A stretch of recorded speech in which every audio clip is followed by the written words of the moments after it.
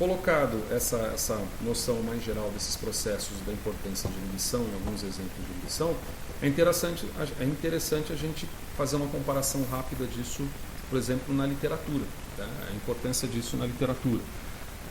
Eu separei aqui, entre vários daqueles artigos que estão disponíveis, um artigo bastante recente, esse ano, tá? E de uma boa revista também, e que diz respeito, e eu tinha que apagar justamente, passar por cima aqui, ó, de julho de 2020, né? Foi publicado recentemente, e que diz respeito à ação de uma substância chamada bromexina, tá? E seu efeito inibitório sobre uma lipase, um estudo estrutural e um estudo cinético, certo? Bom, essa substância é essa substância aqui, certo? É uma bromexina, então você tem um grupo amina aqui, 2 bromos aqui, né, um de bromo aqui, na estrutura, e essa substância ela atinge uma determinada enzima. Agora, essa enzima é importante? Bom, pensamos que essa enzima é importante, veja, essa enzima está sendo considerada para o tratamento da Covid-19, porque ela é mucolítica e ela é destruidora. Como ela ataca lipase, como ela inibe lipase, ela pode ter um efeito mucolítico, um efeito lipolítico, ou reduzir o efeito lipolítico, melhor dizendo, reduzir o efeito lipolítico que é propiciado no processo invasivo de um dos vários processos invasivos relacionados ao vírus, tá certo? Veja, tá bom, pacientes com suspeita de um quadro mediano, né, um quadro mediano, e por interagir, vamos colocar aqui mais especificamente, com, isso aqui a gente colocou no início do semestre, se não me engano, com uma proteína transmembrânica que é associada com a internalização do RNA do vírus, que é aquele RNA que produz uma poliproteína e quando ela é quebrada ela faz uma série de enzimas que vão participar agora da maquinaria de replicação desse vírus, tá certo? Essa protease aqui. Então ele pode ser, eles estão testando a possibilidade dele ser utilizado, quer dizer, já se sabe, né, 2014 eu tinha que clicar lá para a gente ir lá para o espaço, né? Já se sabe que desde 2014 que ele é um inibidor dessa enzima e agora mais recentemente isso poderia portanto ser utilizado como tratamento. Como aula de cinética, só quis colocar a importância de um estudo dessa natureza. Você tem as medidas que foram feitas, medidas de florimetria, por exemplo, purificação, etc. E dos parâmetros enzimáticos, o que interessam para eles? Olha aqui, ó, aparecem os parâmetros que a gente está estudando, ó, V máximo, né? Em vez de VM, muitas vezes eles escrevem Vmax.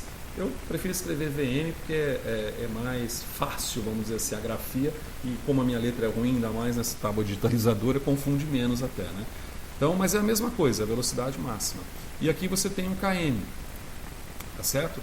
E aqui veja que o diagnóstico que eles utilizam para isso é o bom e velho gráfico duplo recíproco, que é o Lineweaver-Burke aqui em julho de 2020, para você ter uma ideia da importância do babado. O que a gente tem como situação? Como situação, a gente pode ver que essa bromexina, aqui essas bolinhas brancas provavelmente são grupo controle, e à medida que você vai aumentando a concentração do inibidor, você está, estou fazendo com a mãozinha, né? Você vai tendo essas faixas maiores aqui, certo? Efeito de temperatura, papá, não importa. Mas veja que esse gráfico aqui é a representação dessa situação aqui, de uma inibição competitiva. Beleza? Então, a partir dessa representação de inibição competitiva, é possível você extrair os parâmetros de KM, os parâmetros de VM e o parâmetro de KI, que eu não vou cobrar de vocês, tá? O parâmetro de KI não. Tranquilize-se pelo menos por uma coisa. Mas ele calcula aqui, tá? Então ele verifica aqui, ó, vamos ver os resultados aqui. Ele fala aqui, ó, tipo de, olha, o gráfico duplo recíproco foi utilizado para resolver os parâmetros cinéticos e o tipo de inibição enzimática. Ele encontrou com isso uma velocidade máxima determinada, um valor de KM determinado e um KI, que é a inibição, que é a constante de inibição, também determinada como sendo essa daqui, ó, desse determinado valor, que é uma constante de equilíbrio de dissociação, é uma constante termodinâmica, portanto é uma constante em unidade, como aqui está, uma unidade de concentração, uma unidade molar. A partir desse KI, inclusive, é possível você determinar o que se chama de C50, que é muito famoso por aí, que é a concentração daquela substância que me dá metade da resposta. Lembra do KM? O KM é a concentração do substrato que te dá metade da velocidade máxima da enzima. Depois o IC50 é a concentração do inibidor que te dá metade da resposta máxima de inibição. Isso é uma equação muito simples que você consegue correlacionar a depender do tipo de inibição. Veja que ele coloca aqui claramente tratar-se de inibição de natureza competitiva. E a partir desse modelo competitivo ele consegue buscar outras informações, explorar outras informações, tá bem? Então eu quis trazer, eu vou deixar disponível para vocês também, eu tenho que escrever isso aqui, senão eu vou errar, né? Então eu tenho que deixar também o paper disponível para que vocês possam dar uma olhada e encarar, tá bem? Então o que a gente tinha para falar de inibição, a grosso modo enzimática, é isso aí.